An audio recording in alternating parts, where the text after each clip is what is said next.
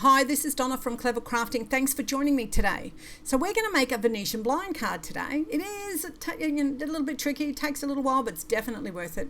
I do have a link to the materials list below so you can get all your bits and pieces together and create this with me. I have sped some of this up, or most of it up actually, so you might have to pause it.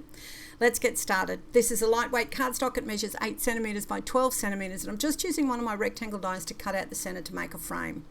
So I'm using some cardboard strips that I cut approximately 1/4 of an inch wide, just from a baby wipes box. You can also use foam tape. You just have to be careful that the ribbon or string doesn't get stuck to it. So I just showed you there that the ribbon comes out on the right hand side, so we need to leave a gap on the back on the left hand side for the ribbon to come through. What I'm doing here is I'm actually adding the glue across the top of the frame. Just using my Smart Art glue on the back and putting my faux foam tape into place. So this glue dries quickly, so I don't have to hold it for more than a few seconds, and then I can cut the extra off. On the left hand side, this is where I need to leave my gap. So I'll put my glue on the back of the frame again, but just in the area that I want it.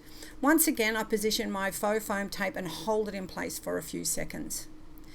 When this is all secure, I just trim it off. I'm actually going to repeat this process to go all the way around the frame, but I'm only going to put one layer. We'll put a second layer on later. We don't want it on now then. Once I've done that, I'm just going to put the frame off to the dry side to dry. So this is a piece of patterned 6x6 paper. I've cut it in half, so at the 3-inch mark, which is 7.5 centimeters for those of us who work in metric. I decided what edge I wanted to be the bottom of the blind, and I start from that end and I score every 1 centimeter up to and including 14 centimeters. So you'll see that the last section is a little bit over a centimeter, and we need it to be that. Now make sure the bottom of the blind is at the bottom and turn it over and fold the first section up. You need to burnish this with a bone folder. You need to burnish all of these with a bone folder. Then turn it over and fold the next section the opposite way. What we're doing is making a concertina fold all the way to the top.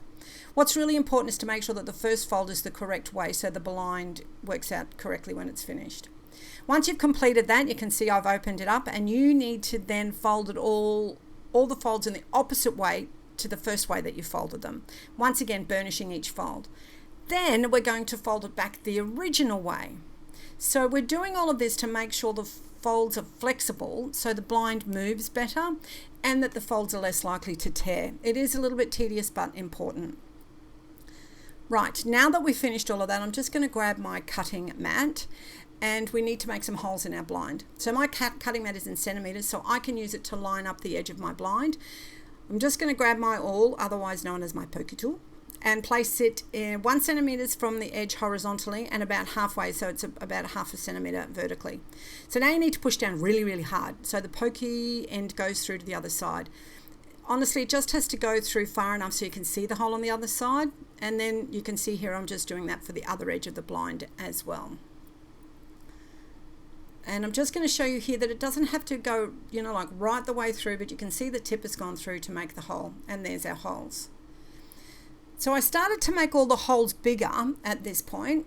You can see that I'll be doing that here. You do need to make all of the holes bigger for certain, and I'm just starting at the top. I'm pushing my awl all the way through and wriggling it around a little bit to make the holes bigger. And then I realized that I had forgotten to put a reinforcement piece on the bottom. So I need a little piece to reinforce at the bottom, on the bottom section of the blind. So that little piece that I've cut is about 7 centimeters and just under wide and about under a centimeter tall. And I just glued it on. And then I continued making all the holes bigger. See, magic of video, they're all bigger now. We just need to add one more hole, and that's going to be in the bottom section, in the middle of the bottom section. I just kind of eyeball it, although I am lining it up with my mat, but it's not a precise measurement. You can measure it if you want to. And then I just used my awl to make another hole there as well. We're going to use this to make the loop to pull the blind down with. So now I'm just going to get my ribbon ready. I start by cutting a deep angle on one end. So this will actually be my needle end. It's a little bit fiddly to cut this 3mm ribbon, but there we go. I'm going to add some glue to this end. It's going to stop it from fraying, and it'll also make it a tiny bit stiffer. So it's really important to do this. Once I've done that, I'm just going to pop it aside to totally dry. So now it's time to attach our blind to our window frame. Before you add any tape or glue, line your blind up on the right hand of the frame, making sure you leave a tiny edge around the outside. Turn it over and make sure that the holes can be seen at the very top. I'm adding some double-sided tape at the very top of the blind. This is above the holes, making sure I don't get tape over the holes. It's good to burnish the tape. It makes it easier to pull off the backing paper. My double-sided tape is actually wider than the space that I have, so I remove the release paper and then fold the excess tape back over itself. I also like to add a little bit of glue to ensure that the blind is really well secured, and then I place it on the front of the frame. It's just a matter of positioning it so it's straight across the top. It's got an even space you can see across the top and down either side. So let's get sewing. All I'm doing is starting at the back of the right hand side of the blind. The side that has the gap for the ribbon is where I'm starting. Now I'm leaving a little bit out. That's about 6 centimeters that I hang out the back. And then I'm going to thread the ribbon through the next hole. That will take it back to the back. So I came up from the back and now I'm going back down to the back. Now, if you have a large eye darning needle, which thankfully I do, I suggest you use it because it is way faster. You can actually do it the way that I've shown you. We did it in class that way, but for speed purposes, I'm going to do it with a darning needle. So all you need to do is keep going in and out, and you go down to down the first side of the blind. You should end up at the front of the blind when you thread through the bottom hole. From here, go straight across the bottom, missing the hole in the center and threading down through the hole on the other side of the blind. Then follow the same process, going in and out, up the other side of the blind. At the top, you should finish by going through the last hole, taking you to the back of the blind. With the back of the blind facing up, you can see how the ribbon will fit in the gap that we made on the back of the frame. So now we're going to cover that gap and all the rest of the back of the frame with a second layer of faux foam tape. So I like to put the glue on the frame part, and then I know that the glue is only where I want it to be. Now, if you are using real foam tape, you will need to put a piece of paper over the top of that gap so the ribbon does not get stuck in the tape. You can see that I do like to keep checking to make sure that the ribbon isn't stuck. You know, you don't want to accidentally get it stuck on anything, so it's very important that we do that. So magic a video again, I've skipped to the end of sticking the second layer of cardboard on, and I'm just putting the last piece on. So turn it over, press it down and check your ribbon again. Now we're going to just prepare our scene. I'm starting with a scrap piece of paper and I'm just using a water brush to draw some hills. You could use a paintbrush and some water, or you could just rip it. I like to use the water as it will only rip where the water is. You may need to put a couple of layers of water and wait a second till it soaks into the paper, but it is just printer paper, by the way. Once you've done that and the water is soaked in, just pull the two pieces apart. Look at that, how easy is that? So I'm using the top piece to mark the top section of my card mat. And I'm just using some Simon Hurley Overzealous ink to make some hills. I just want to tell you that I find that you don't need to be that even with this ink. A bit blotchy is actually quite good for grass anyway, but this ink smooths out so beautifully, and then it goes creamy when it's dry. It's actually really amazing.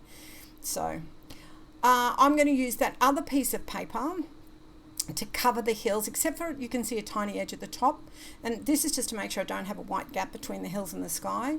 Once again, I'm using some Simon Hurley inks. I'm using Breakup Blue this time, and I am purposely making this uneven. The whole idea of that is so it'll give me a look of some wispy clouds when, you know, it dries out and smooths out and goes creamy like it all does, and it'll look beautiful when it's dry. By the way, I don't have an affiliate or anything with Simon Hurley or the inks. I just love them. They're very good.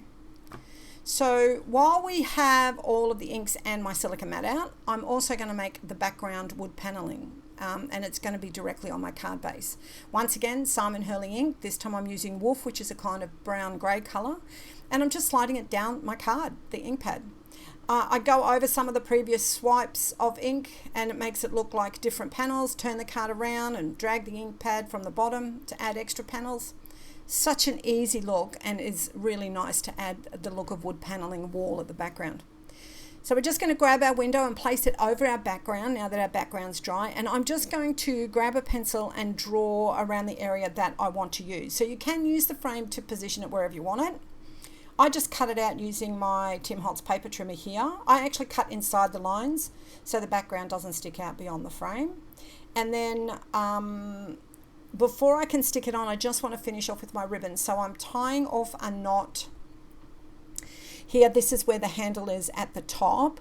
So I'm tying off a knot. It's easy to pull the blind up first. It gives you more ribbon to play with. And once the knot's been tied, I really suggest that you pull down the blind to make sure that, you know, you've left enough. Once you've done that, just trim it, and I add some glue to stop it from fraying and to make it nice and firm, because this will be pulled up and down, up and down, up and down. Trust me, you can't help yourself. All right, so the longer piece that I had left over, I'm just going to use it to make the loop at the bottom. You may need to cut another piece of ribbon to do this. Once again, I'm cutting a really deep edge to make like 2 needle points, and I feed them through the hole in the middle of the bottom section of the blind. Now, just a warning, this is fiddly. My darning needle was too long to fit through there. I probably could have fed it through from the bottom, but anyway, feed it through, be patient. I'm now just going to tie, you can see I've got a little bit of a loop there. I haven't pulled it too tight, and I'm going to tie it off making 2 granny knots at the back. So the reason that I do that is because, first of all, this piece of ribbon is shorter, and second of all, the knot will actually lay a bit flatter. So because we don't want it bulging out or anything. You can see I've done that, making sure that I've left a little bit of a loop. Now all I am going to do is trim those 2 pieces of ribbon and grab some more of my Smart Art glue and stick it down onto the underside of that bottom section of blind. So this is why we needed to put the reinforcing there, is because we've got that pull tab on there and we'll be pulling the blind down with that. Now we're back to our scene, and I've just got some flowers on the background. You need to keep them fairly flat and secure. I also added some leaves. I cut that off because it takes me forever to decide. You need to see all of that. Of course, I stamped my greeting on there as well.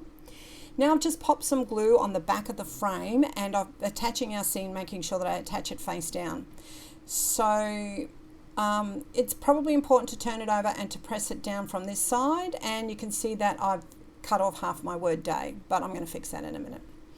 So this is the piece that we cut out of the middle of our window frame right at the beginning, and I'm just going to use it to cut a piece that's 8 centimeters by 2.5 centimeters. And we're doing this to make a pelmet for the top of our window. It keeps everything nice and neat. We need to score this at 1 centimeter and then at 1.5 centimeter. We're going to fold these 2 scores the same way, and we're going to burnish them. I don't think I've kept the burnishing in the video, but I didn't. And you should end up with a piece looking like this. So pop some glue on the inside of one of the larger sections and stick it to the back at the top of the window frame. So yeah, that's nice and neat up there. To stop the ribbon from getting caught when you're pulling it up and down at the front, I'm just going to cut this spare little piece that was left over into pieces, and I'm going to stick 3 of them together.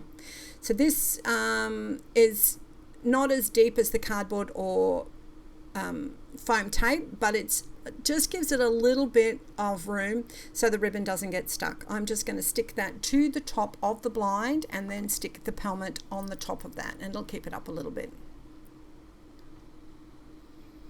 All right, to finish off the card, just simply stick it to the card base. I like to have mine centered, but honestly, you can position yours wherever you like. Of course, it's your card. You can do whatever you want with it.